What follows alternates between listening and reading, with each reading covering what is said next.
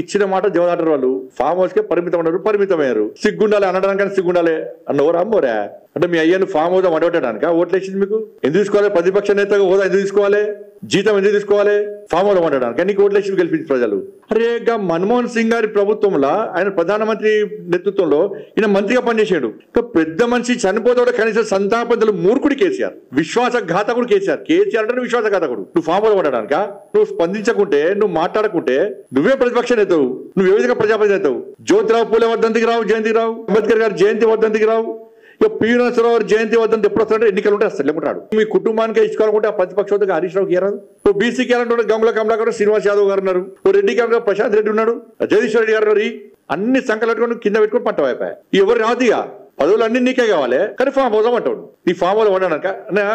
ప్రజలు కష్టాల్లో ఆపదలు ఉన్నప్పుడు బయటకి రాని వ్యక్తి ఇక్కడ పెద్ద గాంధీ మహాత్ముడు. ఆయన ఏమన్నా ఎలక్షన్స్ రాగానే ఒకప్పుడు నడిచింది, కొన్ని రోజులు యాసతోని భాషతోని ఆ పిట్టకతో ఒకప్పుడు నడిచింది. ఇంకా గది నడుస్తూ అనుకుంటే రాత్రికి చెప్పాలన్నా ఇది లేదు అన్న. అంటే మీరు రాగానే మీరు ఎప్పుడు వస్తే ఫామ్ హౌస్కి తాగి బయట రాగానే చెవుపోగానే ప్రజలు మీకు ఓట్లు వేయాలి. ఇది ఆ పాలసీ మీది. అటువంటి ఆలోచన ప్రజల లోపల లేదు. కేసీఆర్ ఎప్పుడు వస్తప్పుడు ఓటేయడానికి ప్రజలు సిద్ధంగా లేరు. నీ రాచరిక కుటుంబ పాలన ఇక రాదు, అది మర్చిపోలేదు.